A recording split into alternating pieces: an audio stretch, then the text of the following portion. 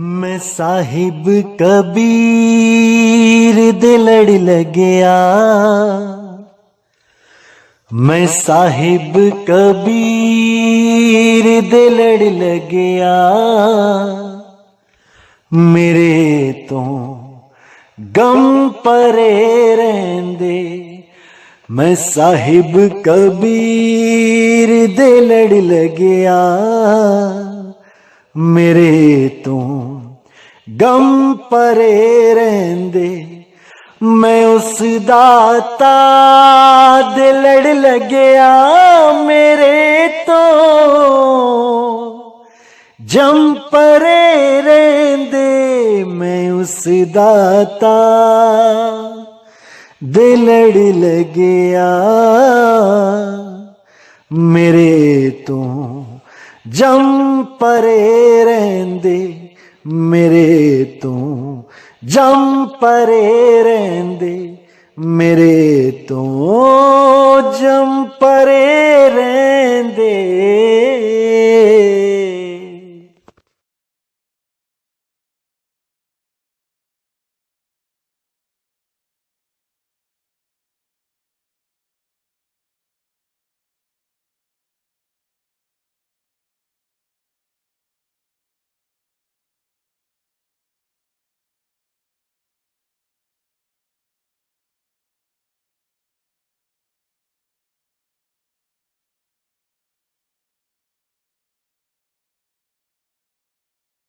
नमस्कार मेरे प्यारे भाइयों, मेरे परम पिता परमात्मा के प्यारे जीवहंसों, मैं बंदी छोड़ से यही अरदास करता हूं कि आप सब मेरे भाइयों का विवेक पहले से ज्यादा और ज्यादा से ज्यादा बढ़ता ही जाए और ऐसी कोई दुविधा ना रहे जो मेरे भाइयों को 1% भी भ्रमित कर पाए। हर चीज ऐसी क्रिस्टल क्लियर होती चली जाए, हर चीज ऐसी समझ में आती चली जाए कि कोई भी काल का दूत मेरे भाइयों को भ्रमित ना कर पाए। मैं बस यही अरदास करता हूं अपने परम पिता परमात्मा, अपने बंदी छोड़ सतगुरु कबीर साहब से। तो मेरे भाइयों, आज का जो हमारा सत्संग का विषय होगा वो ये होगा कि जो वेदों में गायत्री मंत्र आता है, जिसके लिए बहुत से महात्माओं ने यह भी बोला कि गायत्री मंत्र के आगे ओम नहीं लगा होता है। अगर आप वेदों में देखेंगे तो गायत्री मंत्र के आगे ओम नहीं है, भूर्भुवः से वो मंत्र शुरू होता है, लेकिन उसका उच्चारण हमेशा ओम के साथ ही क्यों किया जाता है, आज इस पे पूरा विचार करेंगे। और बहुत से मेरे भाइयों को इन अज्ञानियों ने भ्रमित कर दिया है कि जो भी इस मंत्र के आगे ओम लगाएगा वो इस मंत्र के अर्थ का अनर्थ कर देगा। आज इस पे भी पूरा विचार करेंगे कि आखिर क्यों इस मंत्र के आगे ओम लगाया जाता है, जबकि वेदों में यह मंत्र ओम से शुरू नहीं है। आखिर क्या कारण है जो इस मंत्र के आगे हमेशा ओम लगता है? तो इसके लिए हमें गीता के अध्याय 17 और श्लोक 23 को देखना पड़ेगा। तो क्या कहती है गीता? ओम तत्सत, ऐसे यह 3 प्रकार का सच्चिदानंद घन ब्रह्म का नाम है। उसी से सृष्टि के आदि काल में ब्राह्मण और वेद तथा यज्ञ आदि रचे गए। अब ये वही ओम तत्सत का जिक्र किया जा रहा है जिसको दिखा के बहुत से लोगों ने इसको एक मंत्र बना दिया, इसी को एक मंत्र बना दिया, जबकि ये एक क्रिया है, ये कोई मंत्र नहीं है। ये 3 क्रियाएं हैं, अलग अलग क्रियाएं हैं। तो पहली क्रिया है ओम, जिसके लिए क्या बोला? इसलिए वेद मंत्रों का उच्चारण करने वाले श्रेष्ठ पुरुषों की शास्त्र विधि से नियत यज्ञ, दान और तप रूप क्रियाएं सदा ओम इस परमात्मा के नाम को उच्चारण करके ही आरंभ होती है। तो यानी कोई भी क्रिया करनी है, कोई भी वेदों का मंत्र, जप, तप, व्रत कुछ भी करना है, कोई भी धार्मिक क्रिया करनी है तो शुरुआत ओम से ही करनी है। इसीलिए ये मंत्र जिसके आगे ओम नहीं लिखा है, उस मंत्र की भी शुरुआत ओम से ही करनी पड़ेगी, क्योंकि ये उन श्रेष्ठ पुरुषों की शास्त्र विधि है। ये मनमाना आचरण नहीं है। और जो मनमाने आचरण से इन मंत्रों का जाप करेगा, उसको ना तो यहां सुख मिलेगा और ना परलोक में सुख मिलेगा। इसीलिए जो ओम का उच्चारण इस मंत्र से पहले नहीं करते हैं, असल में वो मनमाना आचरण कर रहे हैं, क्योंकि शास्त्र विधि तो कुछ और है। इसीलिए हर मंत्र के आगे ओम का उच्चारण किया जाता है, क्योंकि यही सही विधि है मंत्र को उच्चारण करने की।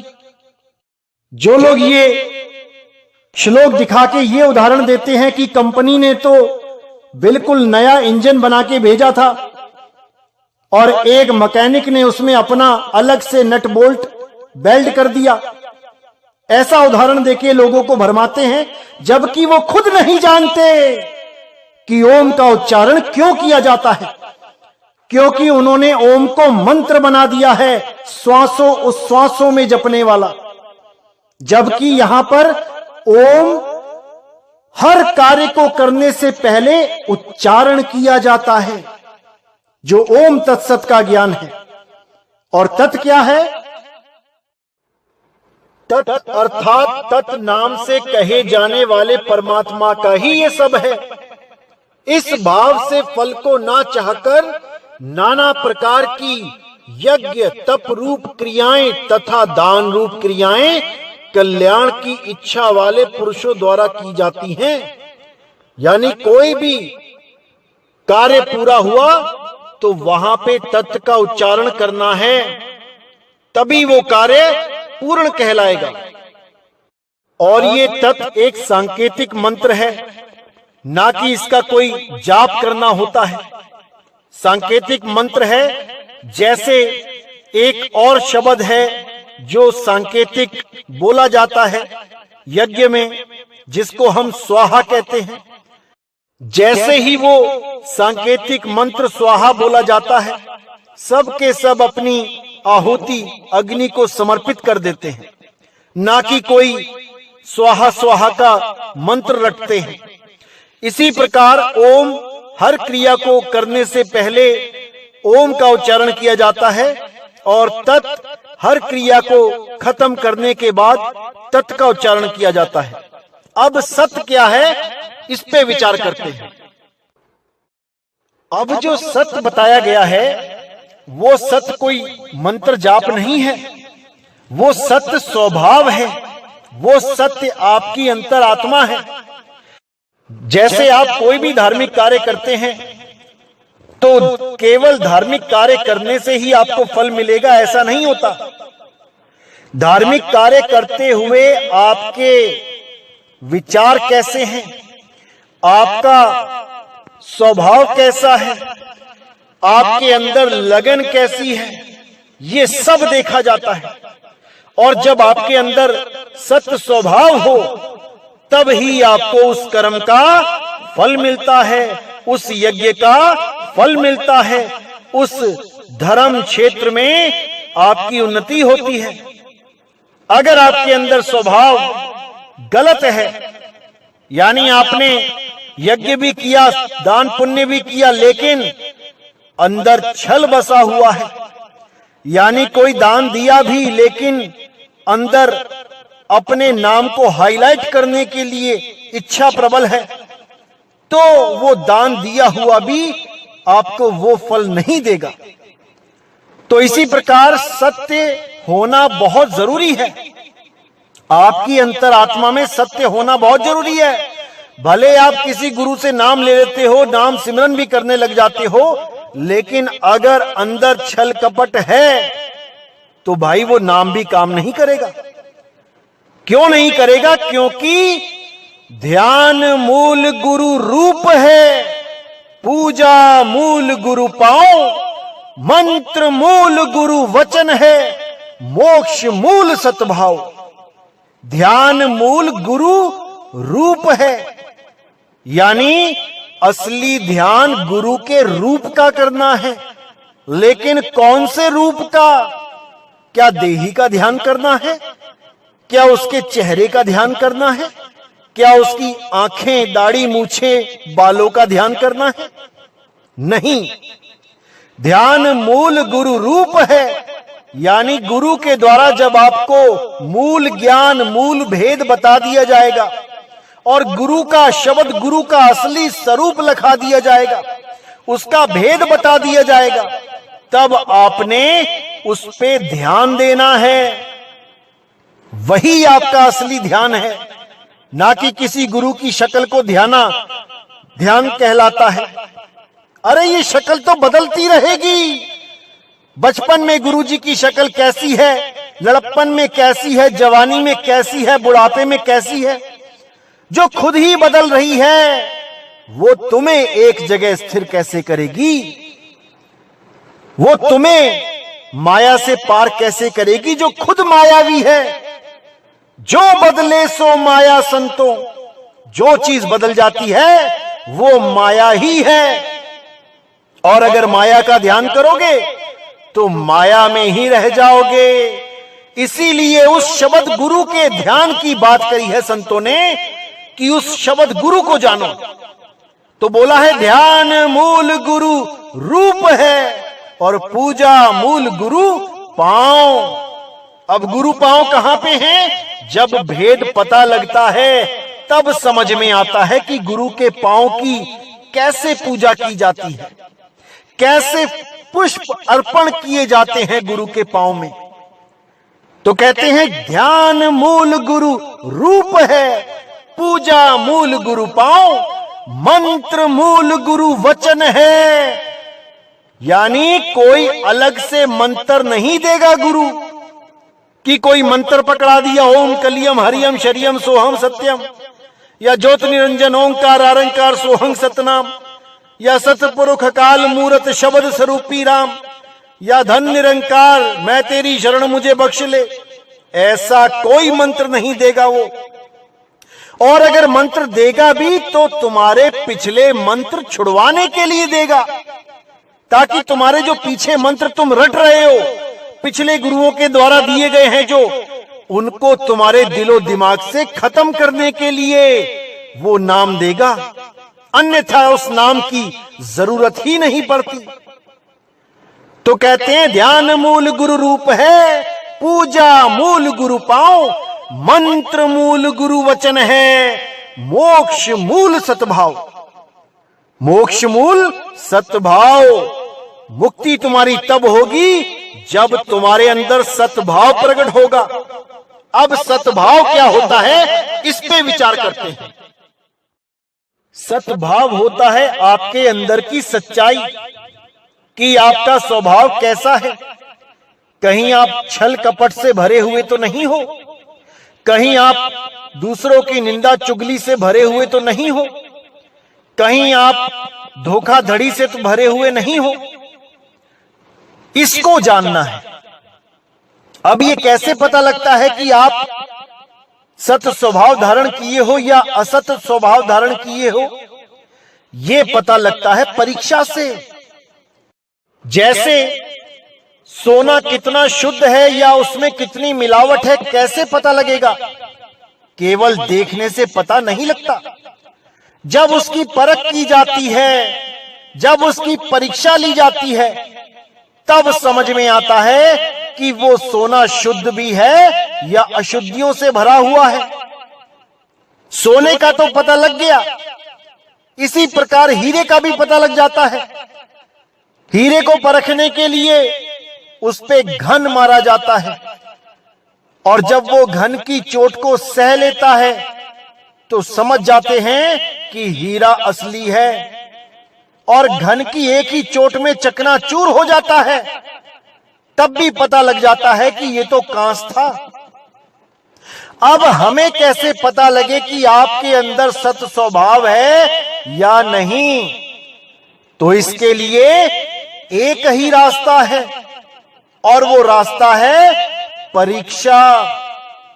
परीक्षा के बिना कोई भी नहीं जान सकता कि सत्य है भी या नहीं। भगत के अंदर भगवान के प्रति प्रेम है भी या नहीं? एक शिष्य के अंदर गुरु के लिए इज्जत है भी या नहीं? कैसे पता लगेगा? जब परीक्षा ली जाएगी तब सच्चाई सामने आएगी।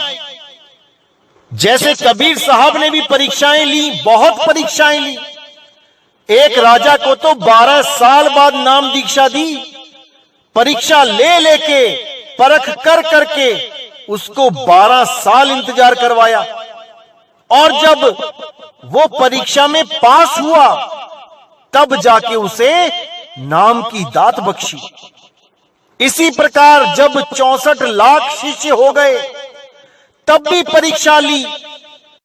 एक वैश्य के गले में बाहें डाल के और दूसरे हाथ में गंगा जल यानी बोतल में पानी डाल के जैसे ये दिखाई दे कि शराब की बोतल पकड़ी है, निकल पड़े गलियों में।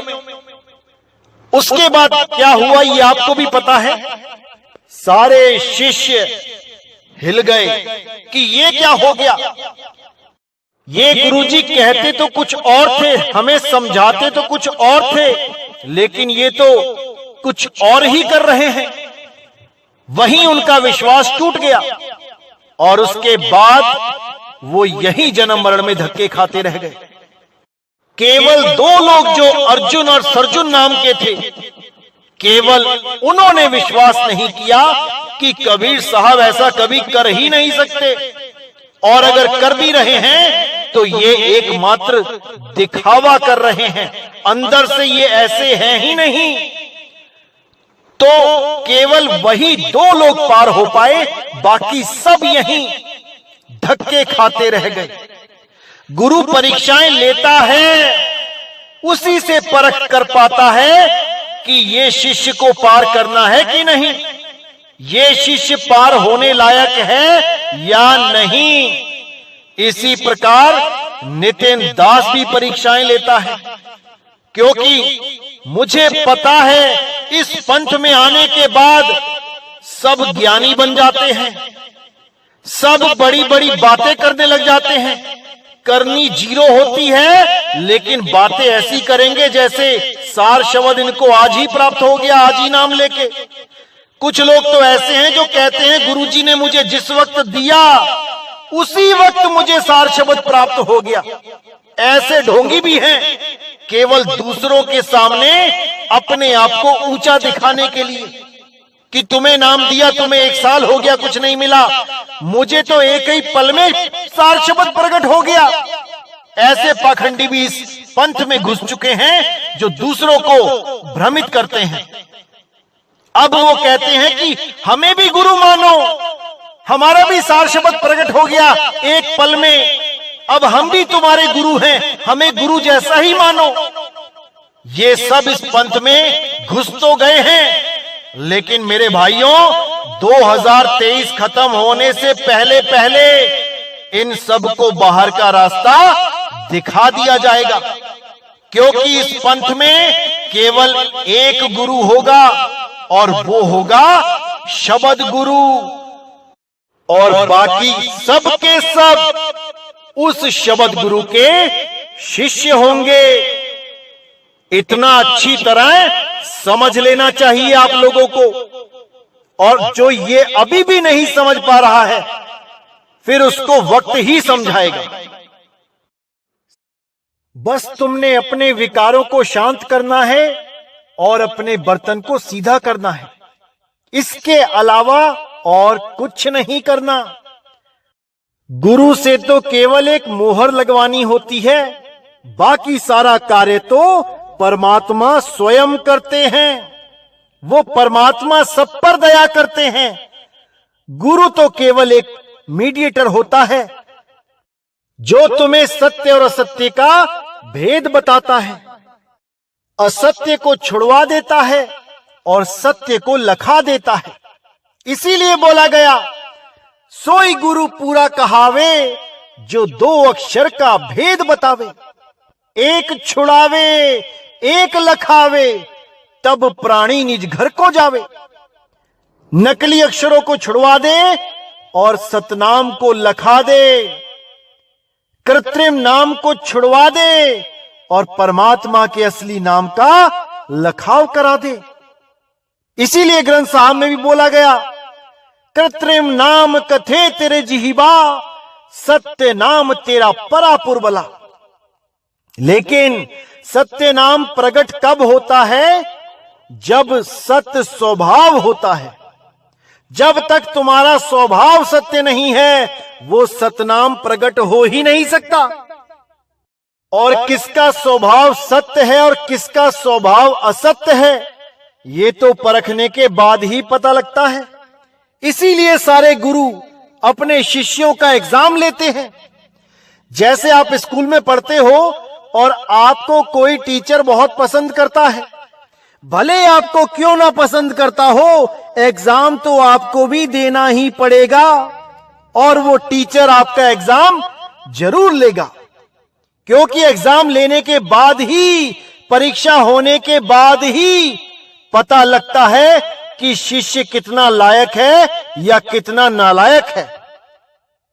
इसी प्रकार हर गुरु अपने शिष्य की परीक्षा लेता है और वो पास और फेल भी करता है, इसमें कोई दो राय नहीं। कबीर साहब ने, रविदास जी महाराज ने, दादू जी ने, गरीबदास जी ने बहुत सी परीक्षाएं ली अपने शिष्यों की, और परीक्षा लेते हुए उन्होंने एक बार भी ये नहीं सोचा कि दुनिया मुझे क्या कहेगी। जैसे कबीर साहब ने परीक्षा ली, वैश्या के गले में हाथ डाला, हाथ में बोतल पकड़ी, एक बार भी नहीं सोचा कि मेरे लिए दुनिया क्या सोचेगी। क्योंकि संत तो मान अपमान से ऊपर उठ जाते हैं, उन्हें किसी चीज की चिंता नहीं होती कि कौन उनके बारे में क्या सोच रहा है। उन्हें तो केवल अपने हंस इकट्ठे करने होते हैं और यहां से पार करने होते हैं, इस तीन लोक से पार करने होते हैं। और वो पार तभी होंगे जब सत्य स्वभाव आएगा। गुरु बहुत तरीकों से परीक्षा लेते हैं। एक बार एक गुरु ने अपनी क्लास में बच्चों की परीक्षा ली। कैसे परीक्षा ली? उनसे कोई सवाल नहीं पूछा कि इसका जवाब दो, जो जवाब देगा वो पास, जो नहीं देगा वो फेल। बल्कि उस गुरु ने क्या किया, एक 2 का पहाड़ा लिखा। 2 एकम 2, 2 दूनी 4, 2 तिया 6, 2 चौके 8, 2 पंजे 10, 2 छिके 12, 2 सत्ते 14, 2 अट्ठे 16। अब 2 नाया 18 की जगह उसने लिख दिया 2 नाया 81। 8 आगे कर दिया, 1 पीछे कर दिया और 2 दहाई 10 लिख के ब्लैक बोर्ड पे शांति से अपनी चेयर पे बैठ गया। और बच्चों को बोला कि बच्चों ये नोट करके अपनी अपनी कॉपियां दिखाओ, मैं चेक करूंगी। तो सब बच्चों ने वो पहाड़ा नोट कर लिया और उसमें से एक बच्चा अपने टीचर के पास गया और उसके कान में बोला कि मैडम, आपने 2 नाए 18 की जगह 81 लिख दिया है। शायद ये आपने गलती से जल्दबाजी में लिख दिया है, आपका शायद ध्यान ना होगा लिखने में, तो मैं आपसे विनती करता हूं कि आप इसको सही कर दें। टीचर ने उसको शांत रहने का इशारा करके अपनी सीट पे जाके बैठने के लिए बोल दिया। अब बाकी बच्चे जब कॉपी लेके आए तो सबने ही 81 लिखा हुआ था, क्योंकि उन्होंने ध्यान ही नहीं दिया कि ब्लैक बोर्ड पे क्या लिखा हुआ है, बल्कि उन्होंने टीचर पे विश्वास किया कि जो टीचर ने लिखा होगा वो सही लिखा होगा। लेकिन एक बच्चा ऐसा भी था जिसने पूरी क्लास में टीचर का मजाक उड़ाते हुए बोला कि हमारी टीचर को तो कुछ आता ही नहीं है, 2 का पहाड़ा भी गलत है, इनको कुछ आता ही नहीं है, इनसे अच्छा तो मैं पढ़ा दूं। अब जब उसने ऐसा बोला तो टीचर समझ गया कि किसके दिल में मेरे लिए इज्जत है और कौन केवल दिखावा करता है इज्जत करने का।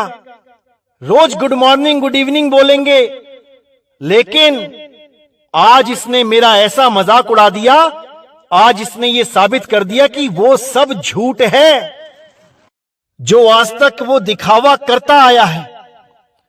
और बाकी लोग जो टीचर पे विश्वास करके 2 नया 81 लिख के लेके आ गए, अब ऐसा नहीं है कि वो टीचर उनको 2 नया 81 ही पढ़ने देगा, वो उनको सच्चाई बताएगा कि 2 नया 18 होते हैं, 81 नहीं।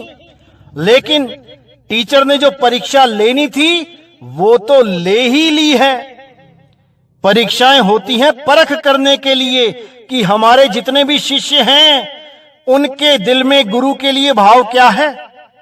जिस गुरु से उन्हें ये परम ज्ञान प्राप्त हो रहा है, आखिर उस गुरु को वो लोग अपने जीवन में कितनी अहमियत देते हैं, ये सब देखा जाता है, ये सब जाना जाता है।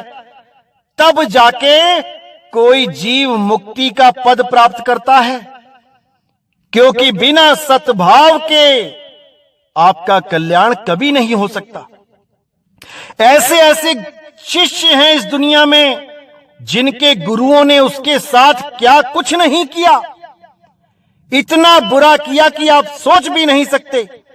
लेकिन फिर भी असली शिष्य वो है जो अपने गुरु से कभी बहस ना करे, अपने गुरु को कभी आमने सामने गलत ना बोले।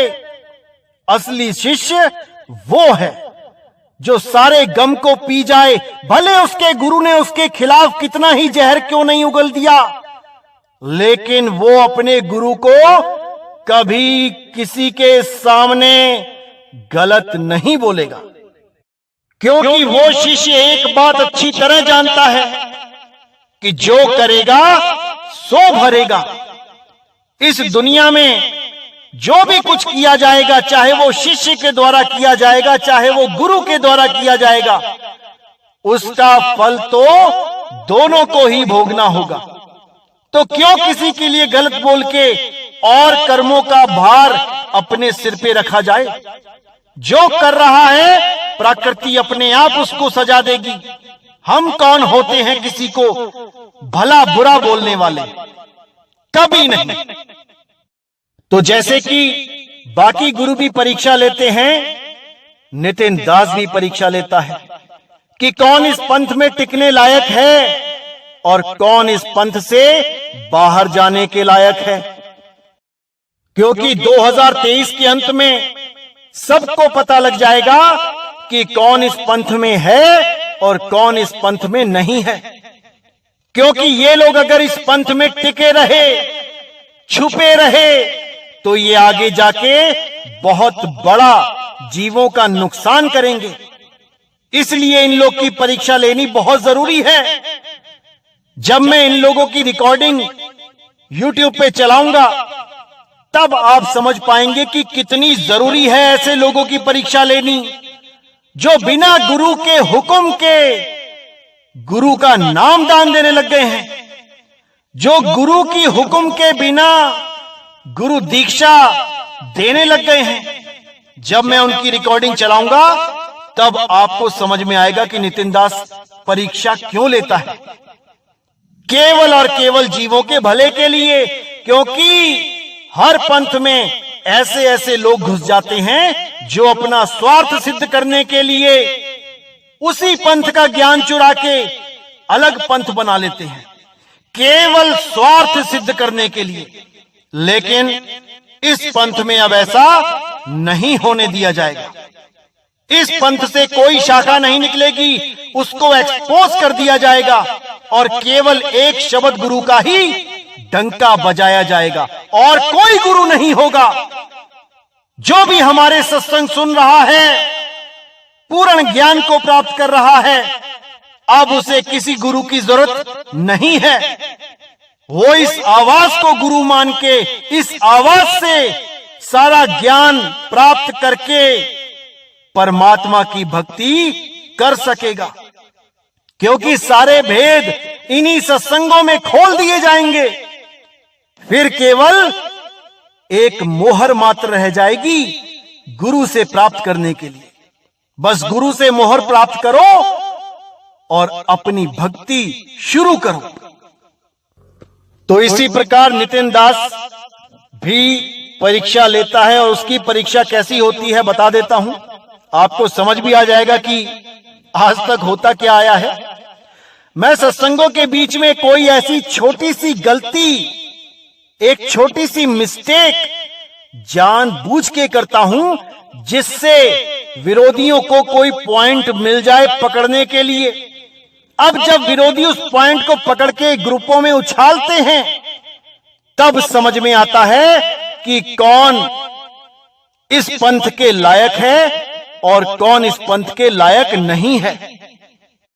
क्योंकि विरोधियों के कहे में आके जो लोग खिलाफत करने लग जाते हैं, वो अभी पक्के घड़े हैं ही नहीं।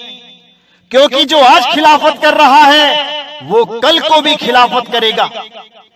सत्य को जानने की बजाय खिलाफत करने लग जाते हैं, वहीं पकड़े जाते हैं, वहीं धराशायी हो जाते हैं। पता लग जाता है कि कौन इस पंथ में रहने लायक है और कौन नहीं। जो हमारे ही सत्संग सुन के थोड़े बहुत ज्ञानी हुए, थोड़ा बहुत उन्हें पता लगा, आज वही अपने गुरु पे शक करने लग जाते हैं कि हमारा गुरु गलत बोल रहा है। गुरु कभी गलत नहीं बोलता, गुरु को सब पता होता है, लेकिन गुरु परीक्षा लेता है। कबीर साहब को क्या पता नहीं था कि वैश्य के गले में हाथ डाल के बोतल हाथ में पकड़ के अगर मैं निकलूंगा तो ये गलत होगा या सही होगा। इसी प्रकार नितिन दास को भी पता है क्या गलत है क्या सही, लेकिन आस्तीन के सांपों को बाहर निकालने के लिए ये मंत्र बोला ही जाता है, ये मंत्र फूका ही जाता है, तभी ये लोग बाहर निकलेंगे। और मैं बिल्कुल नहीं चाहता कि इस बार इस पंथ में कोई भी ऐसा आदमी टिके जो इस पंथ के जीवों का नुकसान करे। इसलिए ये परीक्षाएं तो 2023 तक होती रहेंगी और इसका रिजल्ट भी बहुत जल्दी आएगा, देखते जाइए। तो मेरे भाइयों, सत्य स्वभाव वो होता है कि अगर आपको पता लग भी गया कि किसी ने कुछ गलत बोला है तो वहां पे आपको उलझना नहीं है, आपको बहस नहीं करनी है, आपको उसकी सच्चाई जाननी चाहिए कि ऐसा क्यों बोला। तब जाके निर्णय लेना चाहिए कि मुझे आगे क्या करना है। अगर मैं किसी को कहता हूं कि वक्त आने पे सत्य पता लग जाएगा, तो वहां पे उसे शांत होना चाहिए, ना कि बहस करनी चाहिए कि नहीं मुझे आज ही बताओ। हर चीज समय पे होती है मेरे भाई, हर चीज समय पे होती है, बस समय का इंतजार करो, हर चीज सामने आ जाएगी, हर चीज का खुलासा हो जाएगा, केवल समय का इंतजार करो। तो भाई सत्य स्वभाव बहुत जरूरी है। सत्य स्वभाव के बिना किसी की मुक्ति नहीं हो सकती। यही गीता में बोला गया कि कोई भी धार्मिक कार्य करने से पहले, कोई भी मंत्र बोलने से पहले, कोई भी जप तप करने से पहले ओम से शुरुआत किया जाता है और अंत में तत् बोल के पूर्ण किया जाता है। अगर ओम बोल के शुरू भी किया और तत् बोल के अंत भी कर दिया, फिर भी अगर आपका स्वभाव सत्य नहीं है तो वो फल नहीं मिलेगा।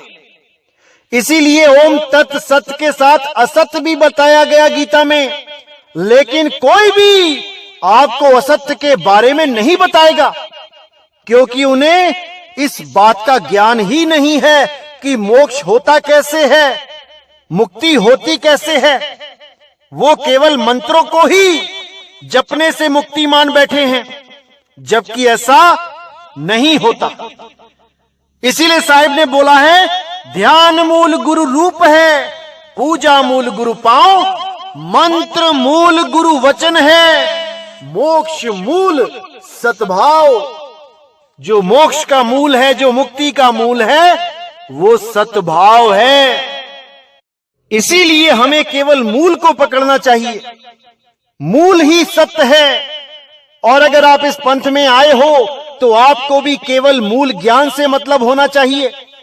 बाकी किसी के साथ मेरी क्या बात हो रही है, कैसे हो रही है, इससे आपको कोई मतलब नहीं होना चाहिए। क्योंकि इस पंथ में किसकी परीक्षा कैसे लेनी है वो गुरु देखेगा, वो आपका काम नहीं है। किससे क्या बात करनी है वो गुरु देखेगा, वो आपका काम नहीं है। इसलिए इस पंथ में आने से पहले अच्छी तरह विचार कर लो। इस पंथ में वही आए जिसे केवल मुक्ति से मतलब है, ना कि राजनीति करने आए इस पंथ में कि नितिन दास ने ऐसा क्यों बोला, नितिन दास ने वैसा क्यों बोला। इससे आपका कोई मतलब नहीं होना चाहिए। आपका केवल एक ही मकसद होना चाहिए इस पंथ में आने का कि मुझे मुक्ति दो, हे परमपिता परमात्मा मुझे मुक्ति दो। उसके अलावा मुझे कुछ नहीं चाहिए, कुछ नहीं मांगता मैं तुमसे। जिस दिन तुम्हें ऐसा लगे कि तुम्हारी अवस्था ऐसी हो गई है, केवल तभी नाम लेने आना, वरना इस पंथ में आने की कोई जरूरत नहीं है। केवल मुक्ति की आस लेके आना, अन्यथा इस पंथ में आप टिक ही नहीं पाओगे। क्योंकि जो भी एक बार पॉलिटिक्स में पड़ गया, राजनीति में पड़ गया, फालतू की बहसबाजियों में पड़ गया, उसके बस की बात नहीं रह जाती भक्ति करना। इसीलिए साहिब ने कहा, भक्ति करे कोई सूरमा, जात वर्ण कुल खोए। हर चीज से अपने ध्यान को हटा दो, केवल और केवल मुक्ति की बात करो, सार शब्द की बात करो। बाकी बातों को भूल जाओ, छोड़ दो सबको। तो जब भी आना है पक्के पैर होके आना है। कच्चा घड़ा इस पंथ में टिक ही नहीं सकता, टिक ही नहीं सकता। तो मेरे भाइयों, आज का विषय यहीं समाप्त करते हैं और अगला सत्संग बहुत जल्दी आएगा। और जो भी मेरे भाई अभी नए नए सत्संग से जुड़े हैं, उनसे मैं यही कहना चाहूंगा कि पूरे ज्ञान को समझने के लिए 1 नंबर से स्टार्ट करें, उसके बाद धीरे धीरे आगे की तरफ बढ़ते जाएं। 1 के बाद 2, 2 के बाद 3 करते हुए सुनेंगे तो हर चीज समझ में आने लग जाएगी और ऐसा कुछ भी नहीं बचेगा जो आपकी समझ में नहीं आएगा। तो जरूर 1 नंबर से स्टार्ट करें और पूरे ज्ञान को अच्छी तरह समझें, क्योंकि यह मनुष्य चोला बार बार नहीं मिलेगा मेरे भाई। करोड़ों जन्म के बाद, 1,84,000 भुगतने के बाद एक बार ये जन्म मिलता है। इसको ऐसे ही नहीं गंवाना है, इसको लेखे लगाना है।